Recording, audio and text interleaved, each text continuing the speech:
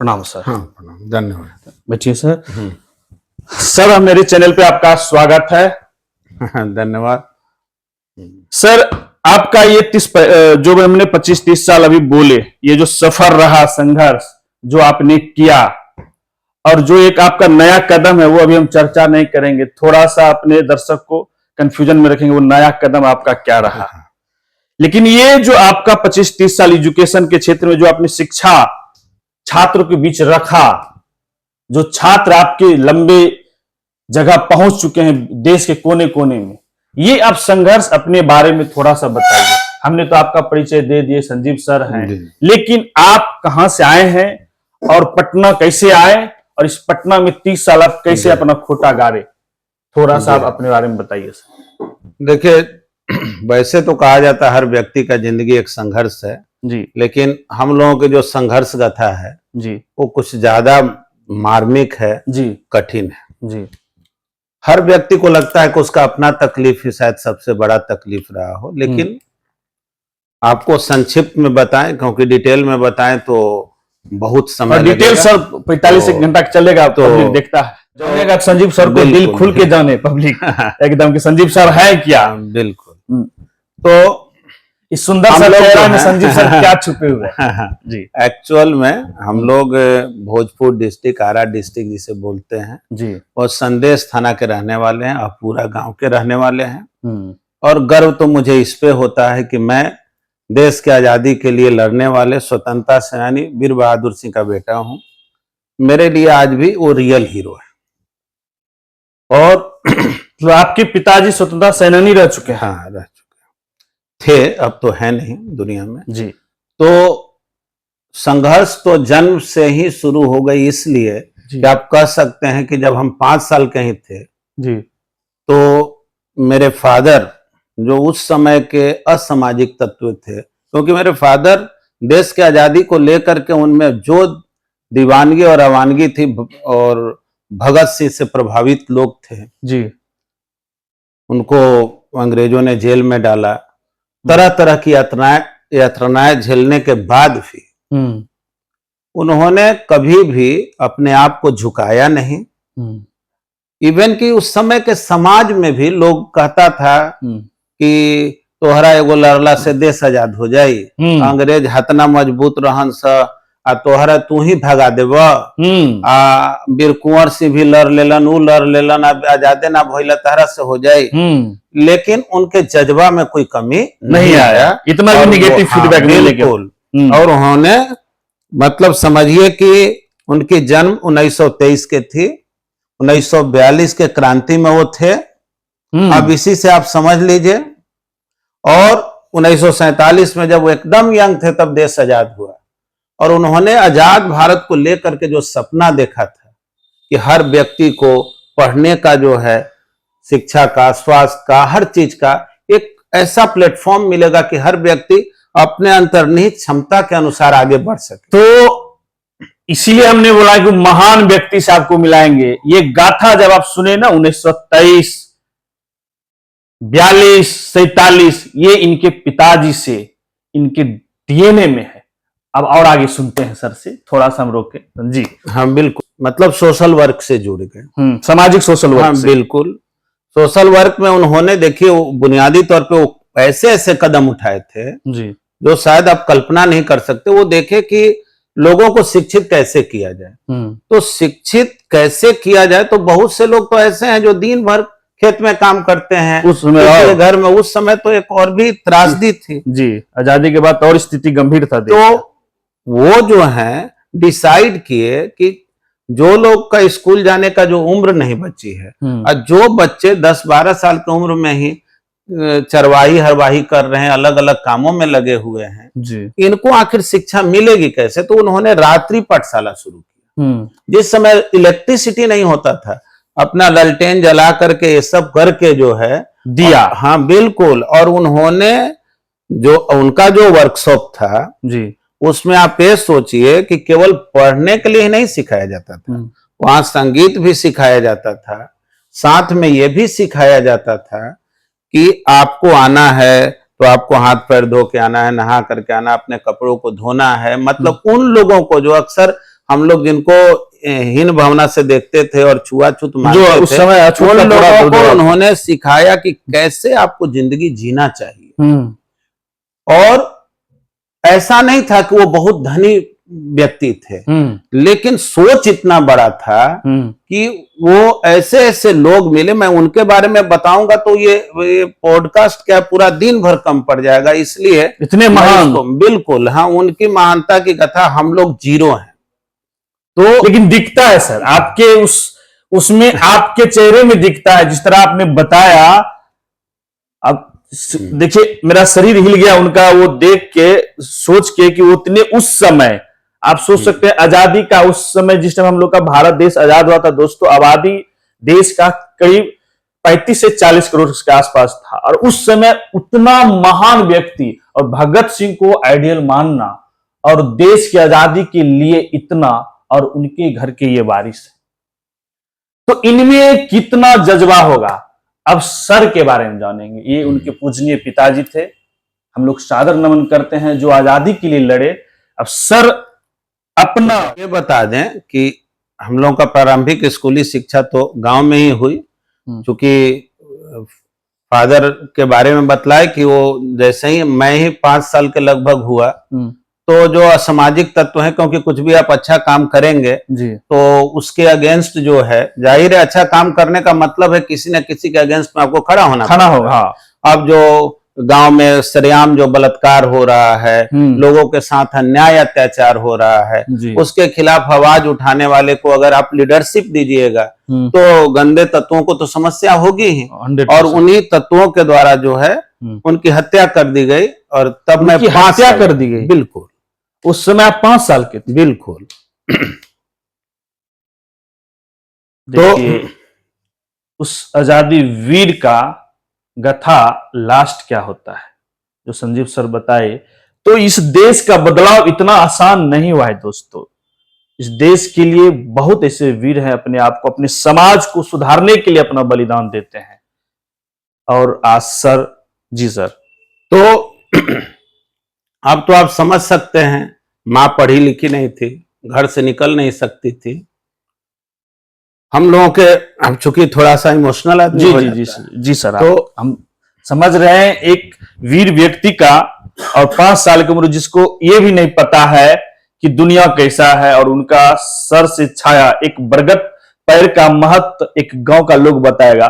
और पिता एक बरगद पैर की तरह होते हैं, चट्टान की तरह होते हैं, जो छाया की तरह बनते हैं एक पुत्र के लिए। और पुत्र का अगर सर पे से अगर छत हट जाए, छाया हट जाए, और वो 5 साल की उम्र में, जिनको ये भी नहीं पता है कि दुनिया क्या होता है, तो वहां से सर यहां पहुंचे हैं। हम लोग जो हैं जी, अब मन में तो जाहिर है थोड़ा भी होश संभाले जी, तो दिमाग में हमेशा एक बदले की भावना होती, जी, मतलब पढ़ने लिखने के बारे में नहीं सोचते थे।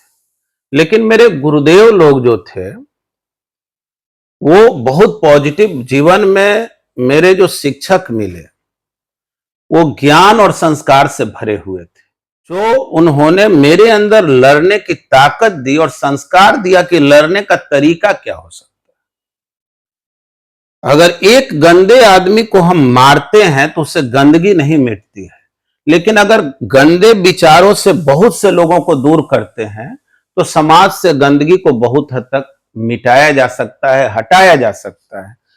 तो हम लोगों ने सोचा, हम चूंकि 3 भाई हैं, और अब जो प्रारंभिक शिक्षा गांव के सरकारी स्कूल से हम लोग तो बोरा लेकर जाते थे, बोरा पर बैठते थे।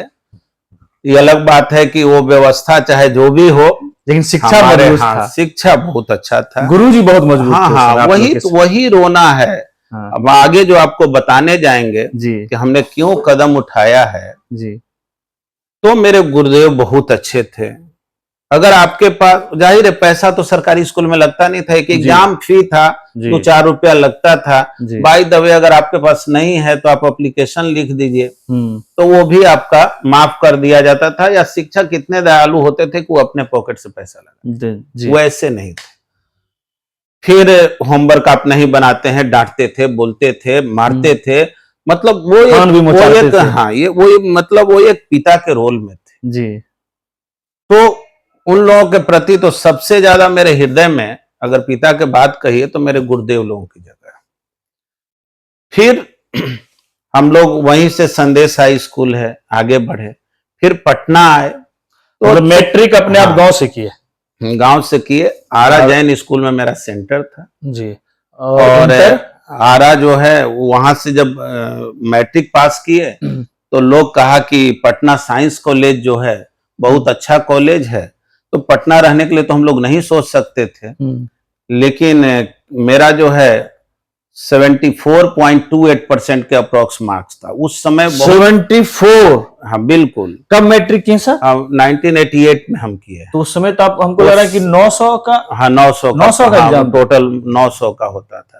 और उस समय जो है ये मार्क्स इतना बड़ा माना जाता था कि मतलब हम लोग जब मार्क्स भाई मिल गए तो हम लोग समय हाँ 92 88 में 1988 हाँ 1988 में होता था 900 का बिहार बोर्ड, और उस समय 74%। 74.2। भाई गुरुदेव प्रणाम करते हैं। तो- समझ रहे हो उस समय, और इतना टाइट, और 74%। धन्य है इनके गुरु और सर। उसके बाद आपको बताएं कि जब अब हम लोग को फॉर्म वगैरह अप्लाई किया और हम इतने लग रहा है कि आप में एक जज्बा हो गया बदले का शिक्षा की क्या? हाँ मतलब ये पिता का बदला नहीं, शिक्षा में ले अपने लिया। आप 74%। को अपने आप को बहुत बड़ा बनाना है। आज तो 74% पे लोग हंसेगा क्योंकि 74% तो कोई मार्क्स ही नहीं है सर 98 में हमको लग रहा है तो गिना चुना बिहार में दिखता होगा। होता था। वो भी आपको बता दें मैथमेटिक्स में मेरा और संस्कृत में मतलब 150 फुल मार्क्स में 137 मार्क्स था। और मतलब ये बहुत अच्छा मार्क्स माना जाता था मेरे स्कूल में, तब तक किसी को नहीं आया हुआ था। तो अब आपको बताएं कि खैर मेरा मैथ बहुत फेवरेट सब्जेक्ट था। और हम गलती क्या किए कि फॉर्म केवल पटना साइंस कॉलेज में भरे। हम कहे कि पढ़ेंगे तो वहीं पढ़ेंगे, नहीं तो कहीं नहीं पढ़ेंगे। हाँ। और ये मेरे से गलती हुई। अच्छा, गलती हो गई। गलती हो गई क्योंकि मेरा 6-7 नंबर कम था कटअप से। कटअप से हाँ, और मेरा नहीं उस समय भी साइंस, पटना साइंस जो है बिल्कुल टफ लेता था पूरा। हाँ मतलब परसेंटेज मतलब 74 कर रहे हैं तो इसमें 80% ले रहा था ना। 74.28 मेरा था। अगर और 1% भी होता, 1% से थोड़ा कम भी होता तो मेरा वहां हो जाता। और हालांकि उसके पिछले साल हुआ था 87 में हो गया था कम ही कटअप पे। इसीलिए हम कॉन्फिडेंट थे कि वहां का कटअप तो नीचे है और हमारा ज्यादा मार्क्स है, मेरा तो हो ही जाएगा। लेकिन उस साल जो है वो कटअप थोड़ा 5-7 नंबर आगे बढ़ गया और हम मेरा नहीं हो पाया। बीएन कॉलेज में ट्राई किए तो हुआ कि नहीं भाई आपने तो फॉर्म ही अप्लाई नहीं किया है। तो उस समय इंजीनियरिंग कॉलेज में भी इंटरमीडिएट के बाद में जो है मुझे एन कॉलेज में एडमिशन लेना पड़ा। सेशन चूंकि ये हो गया, आगे के पढ़ाई मैंने वहीं पे किया। और देखिए ऐसा है कि कोई भी व्यक्ति गांव से जब चलता है तो ये तो नहीं सोचता है कि हम आगे चल करके कोचिंग चलाएंगे जी। ये कोई नहीं सोचता है। सब कोई सोचता है इंजीनियर बनना है, डॉक्टर बनना है, डीएम बनना है, क्या लक्ष्य बनना है। जाहिर है देखिए हम लोगों के पास अगर सीधे सीधे कहिए तो एक लक्ष्य था जो गांव के बच्चों के साथ होता है कि हमको गवर्नमेंट जॉब करना है, अच्छे पद पर जाना है। क्या था उस समय क्या था सर आपको? क्या है कि जब हम 12th में आए तो लोग कहा कि आईआईटी करना सबसे बेहतर है। उस समय भी आप आईआईटी को? हाँ नहीं तो आईआईटी का तो क्रेज था ही, आईआईटी का क्रेज था ही, आईआईटी का आज से ज्यादा क्रेज था उस समय। ये अलग बात है कि हम लोग को ये नहीं मालूम था कि आईआईटी से होता क्या है। गांव में पढ़े थे, खूब मन लगा के पढ़े थे, नामी विद्यार्थी थे। अब आपको जान करके आश्चर्य होगा कि संस्कृत में तो हम टेस्ट दिए थे तो 75 में 72 सर गांव में अभी थोड़ा सा करेंगे। गांव में 8वां 9वां 10वां लड़का को थोड़ा प्यार हर का भी चक्कर होता है। ये आपको नहीं हुआ था क्या जो आप इतना टॉप कर गए हैं? इस सब नहीं देखिए ये सब चीज तो हम लोग के समय तो था भी नहीं। हम लोग के साथ तो मगर 200 स्टूडेंट पढ़ते थे मतलब तो आप 4-5 लड़कियां पढ़ती होंगी। पढ़ाकू स्टूडेंट पूरा पढ़ाकू थे और मेरे साथ पढ़ने वाले बच्चे ठीक ठाक थे। ऐसा एक्चुअल में देखिए हम 7th क्लास तक पढ़े नहीं, आपको सीधे बता रहे हैं। जनरेशन जो देख रहे हैं हाँ, और आपका थोड़ा सा नहीं, तुलना आपको different हम बता दे रहे हैं, वो अगर बिल्कुल स्टार्ट के जानिएगा हाँ, तो हम 7th क्लास तक पढ़ाई नहीं की। हम 7th क्लास तक अगर पहुंचे हैं हाँ। तो अपने बगल वाला स्टूडेंट के कॉपी देख के लिख दिए हैं, उसी से एग्जाम पास किए। वाह। हम पढ़बे नहीं कि हमको हिंदी के अलावा कुछ पढ़ने उड़ने आता नहीं था। 7th क्लास के मतलब 6 महीना तक, ये आपको बता दे रहे हैं। उसके बाद फिर आप पढ़ना स्टार्ट उसके बाद क्या हुआ कि गर्मी का छुट्टी हुआ, समर वेकेशन। तो गर्मी के छुट्टी में हम लोगों का एक सूत्री कार्यक्रम था कि बगीचा में जा करके हाँ, दिन में लूडो खेलते थे, हाँ। और शाम में पीटो खेलते थे। वो हाँ, गेंद सिट्टो बांध- वाला हाँ, जो गेंद वाला पिट्टो मारिए। और या क्रिकेट खेलते थे। हाँ, तो हम लोगों का यही लक्ष्य था, बस उसी में अच्छा करना है, बाकी तो कुछ था ही नहीं। ना कोई बोलने वाला, ना कहने वाला कि पढ़ो कि मत पढ़ो। लेकिन एक लड़का था जो पढ़ने में बहुत अच्छा था, मेरे गांव का ही था, नजीर अहमद नाम था। नजीर अहमद। हाँ, वो पढ़ने में बहुत अच्छा था और उसके परिवार के लोग मेरे फादर के जबरदस्त फैन थे। वैसे तो मेरे गांव में मतलब आज तक उनके तो नहीं रहे हुए, इतने दिन हो गए, लेकिन वो लोगों के दिलों पे राज करते हैं। तो वो हमको बोला ना, वो मेरे से 1 साल सीनियर था। 1 साल। हाँ, तो बोला कि सुनो ना, तुम मेरे घर पे आओ, हम तुमको पढ़ाएंगे। तो हम हंसे बहुत जोर से, हम बोले कि तुमको मालूम है मेरे पढ़ाने के चक्कर में तुम्हारा पढ़ाई भी खत्म हो जाए, तुमको क्या लगता है हम पढ़ सकते हैं? तो कहा कि हम थोड़ा अंग्रेजी सिखाएंगे। हम बोले अंग्रेजी सिखाएंगे कि अंग्रेजी हमरा आएगा, कि छोड़, हमरा जो आता है वही आता है, और तू सब पढ़ो। लेकिन वो कहा कि आओ ना, आओ भोजपुरी में ही। तो हम उसके घर पे गए। भोजपुरी में बोल दीजिए। हाँ, कैसे भोजपुरी में बोला? हाँ, जैसे भोजपुरी में बोला ना कि तू आओ ना हमारे घर पे, हम तोरा पढ़ाई में, तू एकदम तेज बारे। कारण कि वो देखता था हम फुटबॉल जो खेलते थे, अच्छा। जो कैरी करते थे, क्रिकेट जो खेलते थे, जो मतलब जो उस पे पकड़ था, जो हम दिमाग लगा के खेलते थे, तो वो ये जानता था कि ये एक बहुत ही होशियार प्लेयर है। अच्छा, तो मतलब ये मस्तिष्क से तेज है, दिमाग से कैसे लेता है। तो उसका एक पारखी नजर था, और दूसरा था उसको पढ़ाने का शौक था। तो सोचता था कि कोई तो वो चेला मिले, हाँ, जिसको हम पढ़ाए, बाकी तो थोड़ा ज्ञान बढ़े। बाकी तो उसको कोई वैल्यू देता नहीं था। तो हम गए तो उसके घर पे बरामदे में ही बैठा करके वो हमको अंग्रेजी का कुछ टेंस वगैरह वगैरह वगैरह बताया। तो हम कहे कि अरे इतना आसान है? तो बोला कि हाँ, इतना तो आसान है।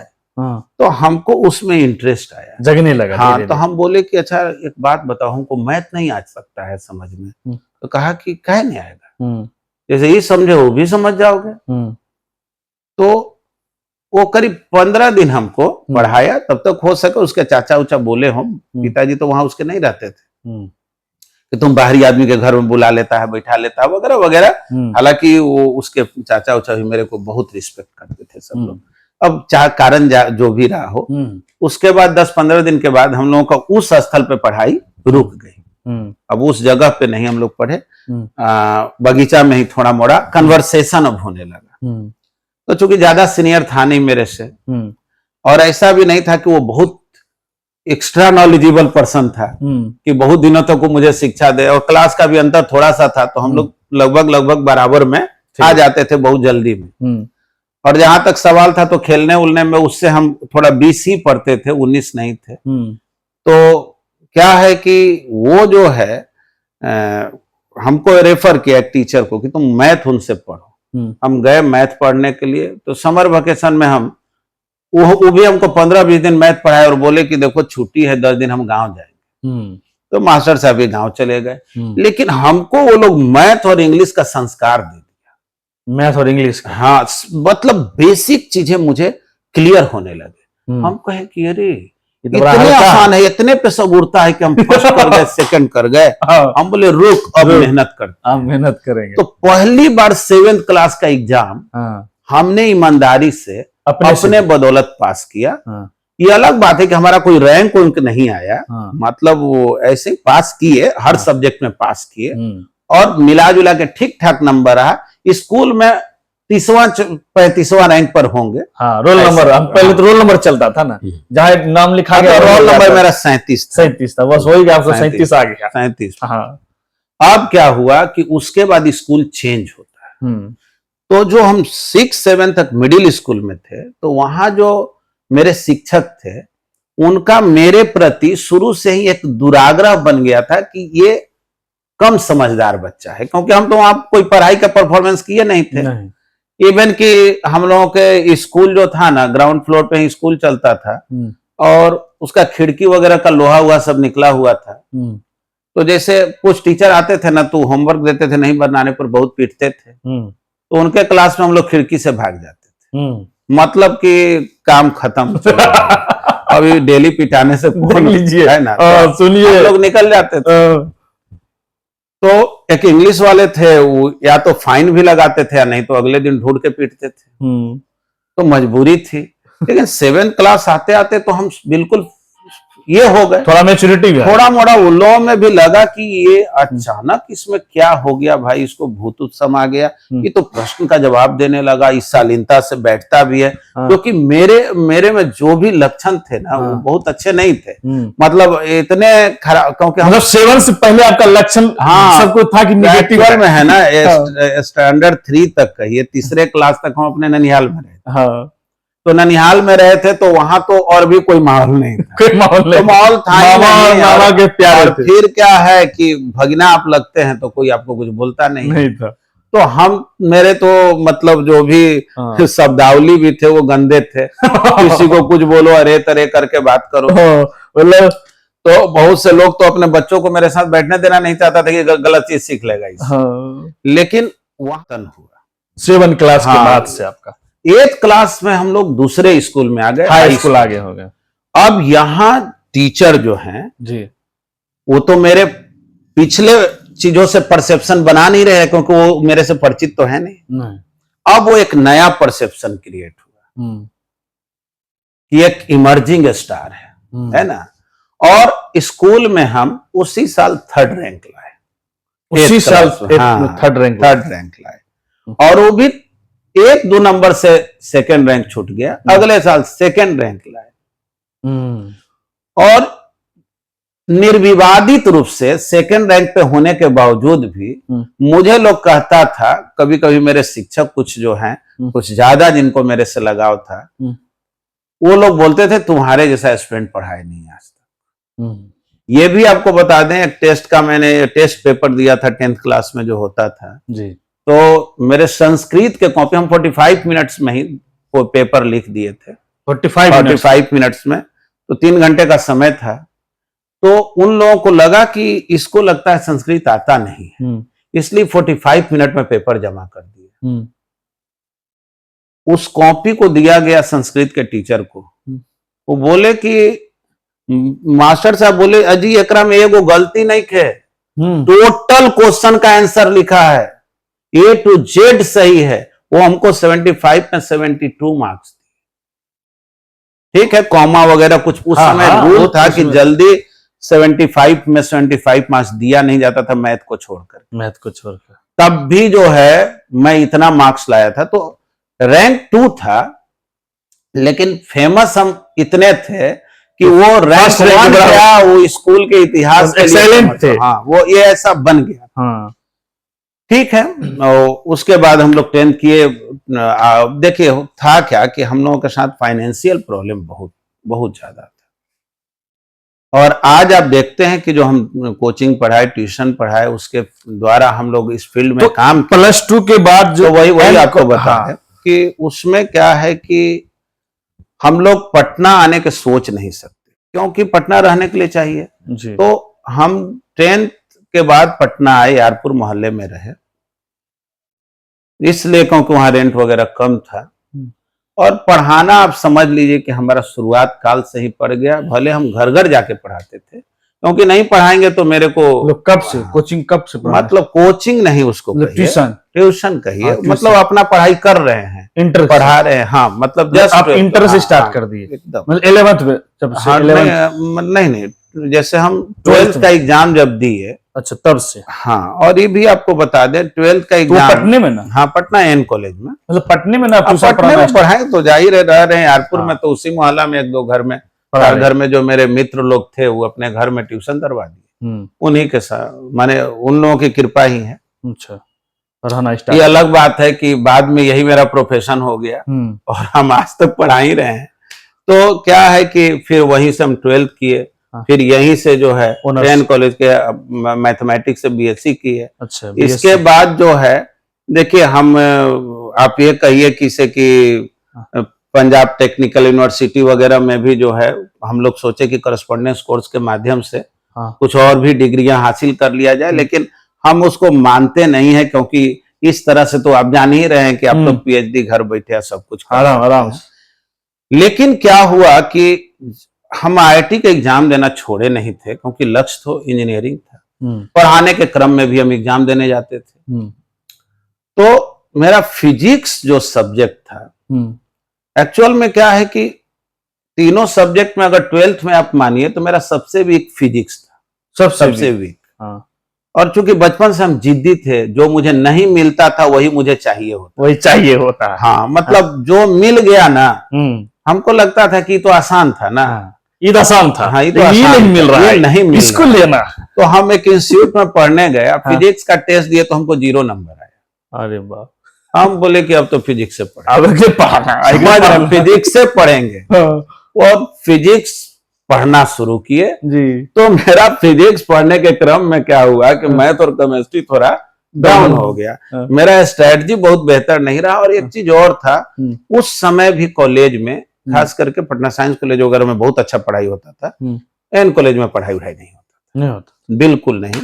12th का एग्जाम भी हम लोग जो दिए हैं उसमें पूरा कदाचार था, मतलब घिन आता है उस व्यवस्था से, उस चीज को पढ़ने हम लोग नहीं आए थे। हम जब भी डिमोटिवेट होते थे तो महान लोगों का, महापुरुषों का जीवनी पढ़ते थे। उसमें हमने महात्मा गांधी को भी पढ़ा था, मुंशी प्रेमचंद को भी पढ़ा था, बहुत सारे लोगों को, मैंने मार्टिन लूथर वगैरह सारे लोगों को जीवनी में पढ़ा करता था। मेरे जीवन में जब भी थोड़ा सा डिप्रेशन आता था तो हम ये देख लेते थे कि मुंशी प्रेमचंद तो मेरे से ज्यादा संघर्ष किए थे, इसलिए। ये प्रेरणा कहाँ से आता था सर? आज के स्टूडेंट को क्यों नहीं है गांधी जी को पढ़ना? देखिए एक्चुअल में आप कैसे वो एक रीजन अलग है। हमारे जो शिक्षक थे जी, मुझे याद है स्टूडेंट लाइफ में मैं गांधी जी के महान आलोचक था। जब हम 10th क्लास तक मेरे यहाँ डिबेट होता था तो हम गांधी जी के अगेंस्ट में बोला करते थे, जैसे आजकल व्हाट्सएप पर देखते हैं, जैसे अभी उस समय भी एक सुनी सुनाई बातें थी। हाँ। देश बंटवा दिए, ये करवा दिए, वो करवा दिए। हम बोले कि अच्छा देश तो बंटवा दिए, बंटवारे का तुमको इतना दर्द है तो ऐसा करो ना कि पाकिस्तान और बांग्लादेश के सब लोगों को शामिल कर लो, क्या थोड़ा अच्छा लगेगा? तो खैर छोड़िए, अब वो सब पॉलिटिकल मैटर है। लेकिन महात्मा जी के बारे में हम जब डिबेट कर रहे थे और उनके अगेंस्ट बोल रहे थे, तो मेरे जो स्कूल के प्रिंसिपल हेडमास्टर थे जोगेंद्र मिश्रा, बहुत ही विद्वान व्यक्ति, वो डबल एमए थे। उस समय के एमए होना साधारण चीज नहीं थी, मुश्किल से जिला में 5-10 होते थे जी जी। और योगेंद्र मिश्रा एक विद्वान व्यक्ति, उन्होंने जब मैं स्टेज से उतरा उस डिबेट के बाद तो उन्होंने हमसे यही बोला कि तुमने गांधी जी को कभी पढ़ा है? तो हम बोले कि नहीं। तो बोले कि देखो, किसी का भी आलोचना और समर्थन करना ये व्यक्ति का निजी मामला होता है। गांधी जी को आलोचना तुम करो, लेकिन पहले उनके बारे में पढ़ो। किसी के प्रशंसा करने के लिए उसके बारे में बहुत जानने की जरूरत नहीं है। हम कह देंगे देखिए आपका नाक कितना खूबसूरत है, आपका आंख कितना, आपका सोच कितना, आपका, लेकिन आलोचना करने के लिए उसके बारे में पढ़ना बहुत, हाँ, उनके जो जानना बहुत जी जी। तो बोले पढ़ो, पढ़ के आलोचना करो। तो फिर क्या था, मैं गांधी जी को पढ़ा, पढ़ने के बाद तो आलोचना हो ही नहीं पाया, तो फिर करेंगे क्या? मतलब पढ़ने के बाद ये पता चल जाता, पढ़ने के बाद मुझे व्यक्ति पे ग्लानि होने लगा कि मतलब इस महान व्यक्तित्व के आगे हम लोग तो कुछ है नहीं, कुछ नहीं है ना। तो अब उनके बारे में क्या क्या बताएं, वो तो सर्वविदित है। लेकिन फिर भी मैं अभी के भी बच्चों को कहना चाहूंगा कि आप गांधी जी के बारे में थोड़ा बढ़िया से, कुछ नहीं हो तो सत्य का प्रयोग एक उनका बुक है हिंदी में, जी। एक्सपेरिमेंट ऑफ ट्रूथ जो है, सत्य का प्रयोग उनका बुक है। उस बुक को आप पढ़िए। वो मेरे, आप गांधी जी पे भी डिबेट कर सकते हैं, हम 2 घंटे तक बोल सकते हैं। और मैंने उस प्रयोग को किया है अपने जीवन में, और हाँ, बहुत मैं सक्सेसफुल, मैं बहुत ही उस महान आत्मा के प्रति आभार व्यक्त करता हूं कि वो जानने के बाद मेरा एटीट्यूड में चेंजिंग आया, समझ में चेंजिंग आया कि कैसे जो है रिएक्ट करना चाहिए। चलिए, हम भी नहीं पढ़े हैं, सर ने बोला हम भी आज से पढ़ाई स्टार्ट करेंगे, उनका बुक पढ़ेंगे। और आपको ये बता दें, वो बुक कम से कम उसका 2000 से 3000 प्रति हम बांटे हैं उस बुक को। जैसे यहाँ गांधी संग्रहालय है पटना में, हाँ। गांधी मैदान के बगल में एक समय ऐसा था कि जब हम जाते थे उसका टोटल बुक खरीद लेते थे, जितना बुक है। और मेरे गाड़ी के डिक्की में वो सब बुक होता था। रास्ते में कहीं गए, मान लीजिए कहीं जा रहे हैं, कहीं नाश्ते के लिए बैठे, 5 बुक लिए, लोगों को दे दिए कि थोड़ा सा पढ़िएगा। कोई गार्जियन मेरे से मिलने आया स्टूडेंट के, तो उनको कही इस बुक को पढ़िएगा। तो वो हम एक्चुअली चाहते थे कि उन विचारों को अगर गलती से भी वो पढ़ेंगे तो उसके बाद जो है उनका सोच बहुत चेंज हो, सही निर्णय लेंगे। हाँ, बिल्कुल सही तरीके से निर्णय लेंगे। तो हम लोगों ने उनको स्टडी किया। स्टडी करने के बाद मुझे मेरा जीवन का तरीका ही, सोचने का तरीका ही चेंज हुआ। लेकिन आप भौतिकवादी दुनिया में हैं। देखिए, भौतिकवादी दुनिया में सक्सेस का मतलब क्या होता है? जी, आप बहुत ब्रिलियंट है, सुपर ब्रिलियंट है जी, लेकिन आपके पास अगर रहने का घर नहीं है, जी, खाने का व्यवस्था नहीं है, जी, जीने का साधन नहीं है, जी, तो लोग यही कहेगा कि पढ़ लिख के का कैलन, का कोइलन, 2 रुपया कमैलन ना, बने के बड़के बा। हाँ, सपना दिखावे कि बड़के बा। तो इस भौतिकवाद का इफेक्ट हमने दूसरे तरीके से सोचा। जी, हम बोले कि देखिए, हम तो आईटी किए नहीं। मुझे याद है लास्ट थोड़ा सा हम कोचिंग कैसे खोले, वो 94-95 के राउंड अबाउट से मैंने स्टार्ट किया। तो एक्चुअल में क्या हुआ कि हम मुजफ्फरपुर गए हुए थे। रुड़की इंजीनियरिंग का पहले अलग से एग्जाम होता था जी। वहां लंगट सी महाविद्यालय है जी, उसी में मेरा सेंटर था। एग्जाम हम जब देने गए ना, तो वहां मैथ का 2 पेपर होता था, फिजिक्स केमिस्ट्री का 1 पेपर। अब वो रुड़की आईटी में ही शामिल हो, तो मेरा जो मैथ का 1 पेपर बहुत अच्छा गया जी, और फिजिक्स केमिस्ट्री भी अच्छा गया था। लेकिन मैथ का जो 2nd पेपर है बहुत खराब गया, 2nd पेपर। तो ये हम समझ गए कि मेरा सिलेक्शन होने को नहीं है।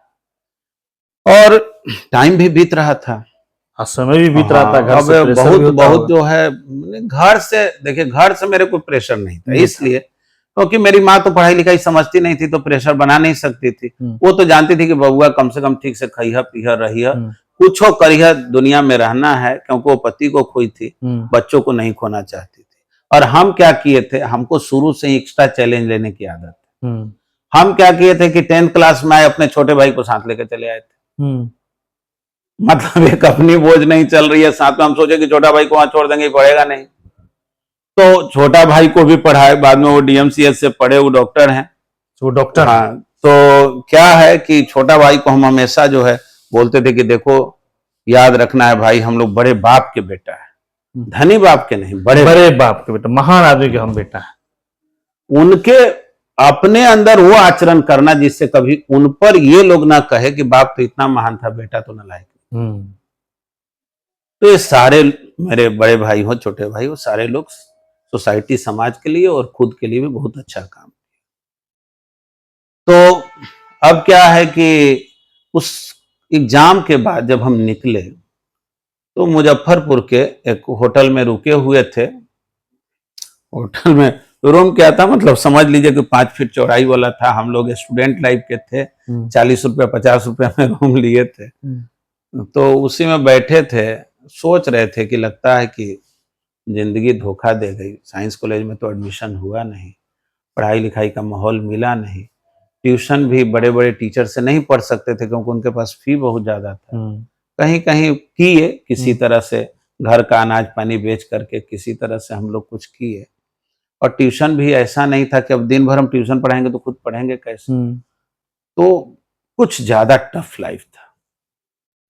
और फेलियर होने पर सबसे दिक्कत हमको ये लगता था कि हम अपने छोटे भाई के हीरो थे। छोटा भाई किसी से टकरा जाता था कि केकरो अगर चैलेंज करेगा तो भैया के कर लो। तो अब दिक्कत ये था एक आदमी हीरो मान रहा है, अब हम फेल हो रहे हैं, आपका मनोबल गिर रहा है। हाँ वो तो मनोबल ऑटोमेटिक। और वो बोले भी, कभी कभी वो उठपटांग बात बोल देता था, जैसे बोल देवे किसी की तू कौन सी इंजीनियरिंग मेडिकल के चक्कर में पड़ रहा है। गांव में देखा कितना लोग खुश मिजाजी से जियता, खाली इंजीनियर डॉक्टर आदमी होला, आम आदमी नहीं खे। अपना हो पागल भइल बारा, हमनियों के पगलैले बारा, कारण कि हम तो दिन भर उसको पढ़ाते थे या पढ़ने के लिए मजबूर करते थे। सही बात है, उसका भी फ्रस्ट्रेशन था। उसके दोस्तों की शादी वादी हो गई थी, वो पहले कम उम्र में ही शादी हो जाती जी। तो उसको भी फ्रस्ट्रेशन लगता था कि हम लोगों को तो ये पूरा एक बैल बना दिए हुए हैं। हाँ। खाली सपना बड़का बड़का दिखाते हैं। हाँ। यहाँ कुछ होना तो है नहीं। उसको भी मौका मिला क्योंकि हम भी कुछ हुए नहीं। तो वो ऐसा नहीं था कि वो मेरे ऊपर ब्लेम कर रहा था, लेकिन उसको लग रहा था कि ये चीज इतना टफ है कि हम लोग से संभव नहीं। हम उसको बोले कि कोई बात नहीं है, देखो अभी जो तुम बोल रहे हो हम 8-10 साल के बाद तुमसे ये बात पूछेंगे, अभी संघर्ष करो। हाँ। ठीक है। वही होटल में हम सोचे क्या करें, विचार किए। हाँ, तो मेरे एक गुरुदेव थे। हाँ। जो ये आपको महेंद्रू में माता खुदी लेन में, अच्छा, अभय सिंह फिजिक्स पढ़ाते थे। मैं उनसे फिजिक्स पढ़ा था और गुरुदेव का व्यक्तित्व मुझे बहुत अच्छा लगता था, क्योंकि उस समय कोई व्यक्ति, सर तो बहुत हैंडसम थे, और उस समय एक ऐसे व्यक्ति जो कार से आता था, कार उस समय किसी के पास नहीं, पटना साइंस कॉलेज में प्रोफेसर स्कूटर से चलते थे, स्कूटर चलता था। और राइटर जो होते थे ना, जो बुक वगैरह के राइटर थे, वो लोग चलते थे कार से। थोड़ा उन लोगों को जो भी रॉयल्टी वगैरह मिलता था। तो अब क्या है कि देखिए कि सर कार से आते हैं, अपना घर है, एकदम शानदार लाइफ है, अपने तरीके से जीते हैं और लाखों के महीना कमाते हैं। उस समय लाख रुपया कमाना, प्रोफेसर साहब के 10-15 हजार वेतन होता था, लाख रुपया कोई कमा रहा है महीना में। हम देख रहे हैं कि ये सर तो एकदम, हम बोले कि बनना यही है। 93-94 के समय का, वही 92 राउंड 92 पास मेरे दिमाग में लगा कि ये बनना है तब सेल्फ बनना। हाँ, यही बनना है मुझे। फिर देखते थे कि वो कभी कभी कोई मिलवाते थे, डीएसपी हैं सर के, क्लास में बुलाते भी थे। तो हमको लगता था कि सर का इतना रिस्पेक्ट है, और उससे भी हम लोग गांव के थे, रिस्पेक्ट वगैरह तो बात की बात थी। सर के पास इतना रुतबा है, पैसा है। तो हमको लगा ना, हम उनसे पढ़ते भी थे ना, तो सर अच्छा पढ़ाते थे, लेकिन सर जब स्टूडेंट कुछ पूछता तो बहुत गुस्सा जाते थे, वो अपने अनुसार पढ़ाते थे, वो कभी कंप्रोमाइज नहीं करते थे। तो हमको लगता था ना कि सर जो समझा रहे हैं ना, अगर इसको ऐसे समझाया जाता तो सब समझ जाता। तो हमको उस दिन भी लगता था कि हम पढ़ा इनसे बेहतर सकते हैं, भले मेरा नॉलेज इनसे बेहतर हो या नहीं। हाँ, पढ़ा हम बेहतर सकते हैं। ठीक है, क्योंकि आपको दिमाग में चल रहा था इसका तरीका कुछ और भी हो सकता है, तरीका और हो सकता है। और हम जैसे ही जब थोड़ा मोड़ा कोचिंग का रूप लिए, रूप क्या कोचिंग मत कहिए, मेरे छोटे भाई के कुछ फ्रेंड्स थे जो कहीं फिजिक्स पढ़ते थे, तो वो लोग एक दिन आए मेरे पास, कहे कि भैया एक क्वेश्चन लेकर के, कि हमारे एक टीचर हैं जो बोल रहे थे कि ये जो कोई बुक आया है नया एससी वर्मा का, ये बहुत बेकार बुक है, इसमें सब गलत है। तो हम बोले अरे एससी वर्मा से तो मेरे फ्रेंड लोग पढ़ते हैं, पटना साइंस कॉलेज में उस समय पढ़ा रहे थे सर, एससी वर्मा सर के प्रति तो बहुत माने लोगों के रिस्पेक्ट उस दिन भी था। तो हुआ क्या कि हम बोले क्या चलाओ, तो क्वेश्चन कौन क्वेश्चन है, तो एक क्वेश्चन पूछा, तो हम बनाए, तो हम बोले कि देखो, बोला हाँ भैया आंसर तो आ गया। तो हम बोले कि अरे तुम्हारे टीचर कुछ गलत अप्रोच लिए होंगे या कैलकुलेशन मिस्टेक हो गया होगा, वो गलत नहीं है, तुमको जो क्वेश्चन पूछना है पूछो। वो 2-3 क्वेश्चन और पूछा, सब क्वेश्चन एकदम प्रॉपर वे में। अब क्या हुआ, वो सब जो स्टूडेंट है वो अपने टीचर के यहाँ गया और वो सब गलती क्या किया, वहां बोल दिया कि सर आप तो बोल रहे थे कि ये गलत है, हमारे भैया बनाए हैं, सब के आंसर आ गया है। हाँ। वो टीचर पूरा गर्म हो गया, वो सबके कॉपी किताब फेंक दिए और बोले कि भाग यहाँ से और जाओ भैया से पढ़ो। हाँ, जाओ भैया से पढ़ो। भैया से पढ़ो। हाँ, और वो सातों स्टूडेंट आ गया मेरे पास हाँ, और हम बन गए भैया। भैया। और बस भैया से कब सर में बदले हमको पता नहीं, हमको शुरुआत के सब मतलब ये 7 स्टूडेंट हाँ भाई से भैया, हाँ भैया से बन गए। हाँ कब सर हुए पता नहीं। ये 1994 से। हाँ 94 के आसपास। अब क्या है कि वो सारे स्टूडेंट, देखिए हम लोग को कुछ बहुत बहुत बड़ा सोच नहीं था। हम लोग को सोच था कि पहले तो जो फैमिली है उसको एक लेवल तक पहुंचाना है। हम मिडिल क्लास भी नहीं बोल सकते, हम लोग लोअर मिडिल क्लास में थे। लोअर मिडिल क्लास में थे। तो अब उसको तो एक स्थान देना है। फिर ऐसा है कि उस समय भी हम थोड़े सोच रहे थे हमको कोचिंग चलाना है। नहीं। अरे हमको लगा कि सरकारी है भाई, 7-8 लड़के आ गए हैं। हाँ। इनको पढ़ाते हैं। लेकिन पता नहीं करते करते क्या हुआ कि 6 महीना के अंदर मेरे पास 150 स्टूडेंट है। 6 महीने के अंदर? हाँ, हमको जगह चेंज करना पड़ा। फिर हमको लगा कि 150 स्टूडेंट आया है अगर, और मेरा फी जो था 100 या 200 रुपया पर मंथ था। 100 या 200 रुपये पर मंथ, ऐसा ही था। तो हमको लगा कि 150 स्टूडेंट है तो मिनिमम हमको ये 15,000 रुपया तो देगा महीना में। हाँ। तब डीएम का सैलरी होता था। हमको लगा कि डीएम का सैलरी तो अभी उठाने लगे। तो क्या? और फिर जिस दिन 5 गो बढ़ जाए, हाँ, तो हम देखते थे, हम लोग एयरपोर्ट में रहते थे तो सचिवालय में बहुत हड़ताल चलता था वेतन बढ़ाने के। हाँ। तो हम लोगों को लगता था कि 5 गो स्टूडेंट बढ़ा, 500 बढ़ गया या 1000 रुपया बढ़ गया। हाँ। 200 रुपया वेतन बढ़ा। हाँ। मतलब कि तो बहुत जबरदस्त है। तो उसके बाद 1-2 जगह से कोचिंग में पढ़ाने के लिए लोग आए, बुलाने आया कि मेरे यहाँ कोचिंग में पढ़ाइए। तो हमको लगता था कि भाई इतना हम बच्चा, और एक तो हमको क्रिकेट खेलने की जबरदस्त आदत थी। तो हम बहुत लीन थीन थे। तो उम्र भी जो था उसके अकॉर्डिंग हम दिखते नहीं थे, कुछ से छोटा दिखते, क्योंकि विद्यार्थी और टीचर में कोई फर्क दिखता नहीं था। तो कोचिंग वाले बुलाने आते थे, पढ़ाइए मेरे। कमाल का सरकार जर्नी है। तो कोचिंग वाले हमको पढ़ाने के लिए जब बुलाने आए तो हम बोले कि देखिए हम जाएंगे, आपका सब विद्यार्थी भाग जाएगा। हाँ। समझे? हाँ। तो बोले नहीं सर, हम बहुत देर तक बाहर सुने हैं आपका पढ़ाने का तरीका। हाँ। आप पहले पढ़ाइए ना, मेरे यहाँ आइए ना। हमको याद है उस कोचिंग में जब हम पढ़ाने गए थे, उसके पास वहां पहले से 10-15 बच्चे थे। हम 15 दिन पढ़ाए होंगे, 35 बच्चे हो गए थे 15 दिन। हाँ हाँ। तो एक बात समझ में आ गया कि इसका मतलब है कि ये फील्ड जो है मेरे लिए है बना। और हम पढ़ाते थे उस दिन भी, दिन में मिनिमम हम 10 आवर्स पढ़ाते थे। 10 आवर्स। हाँ, ये 10 आवर्स बाद में 12 आवर्स में कन्वर्ट हुआ। 10 आवर्स पढ़ाते थे और इतना मन लगता था, मुझे थकान उकान नहीं होता था। मुझे यही नहीं लगता था सुबह कब हुआ शाम कब। हमको लगता था तुरंत इतवार कैसे आ जाता है, जबकि समझ में नहीं आता था। हमको लगता था कि इतवार आया, थोड़ा सा गैप मिलता था, हम बोले कि कल ही तो इतवार था, फिर आज कैसे इतवार आ गया। मतलब ये तक भी आपको पता नहीं चल रहा, आप इतने नील थे। पढ़ाने लगे, अब ये डिसाइड कर लिए कि इस फील्ड में रहे। तब डिसाइड कर लिए, मतलब मोटा मोटी 1 साल गुजरने के बाद डिसाइड कर लिए।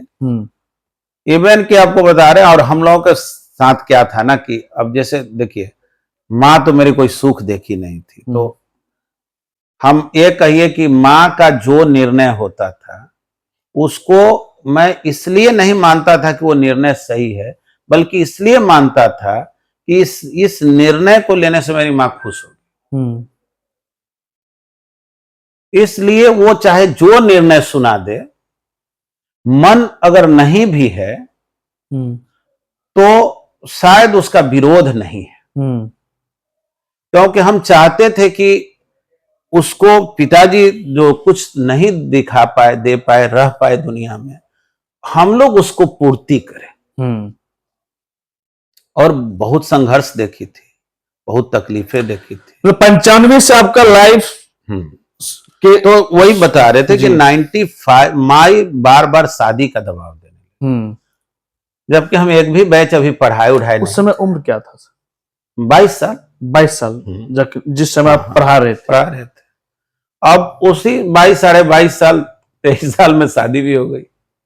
Arrange marriage? हाँ, अरेंज मैरिज, क्योंकि बोले कि माँ बोल दी शादी करना तो है। हाँ करना है, जो तरीका होता है उससे लोग आए।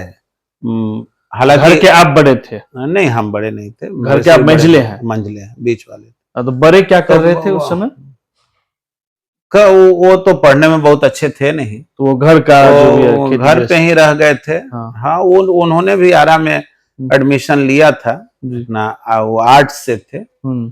पढ़े थे, लेकिन वो बहुत जल्दी निर्णय लिए कि हमसे ही पढ़ाई लिखाई होगा नहीं, और उन्होंने घर वो के खेती गृहस्थी में आए। और वो भी आप समझिए, वो भी कितने साल के थे, मेरे से 2-2.5 साल बड़े थे। हाँ, तो मतलब कोई फर्क, तो खेती भी कराने की अकल वगैरह नहीं थी, और ना लेकिन वो उतनी घर रह पता रहे थी, थे लेकिन मम्मी हाँ के साथ। घर रहे। और ये हुआ कि उन्होंने जब खेत बधार को संभाला, तो ये हुआ कि पहले के तुलना में घर का थोड़ी सी हाँ समृद्धि बढ़ी। बढ़ी। फिर हम लोग यहाँ पैरेलल में अपना वर्क कर रहे थे। अब तो तेजी से पूरा फैमिली ग्रो करने लगा था, क्योंकि मेरा अर्निंग आ गया था। अब मेरा तो शुरू से ही जो सामूहिक प्रयास है, हमारा शुरू से ही विश्वास था कि अच्छे लोग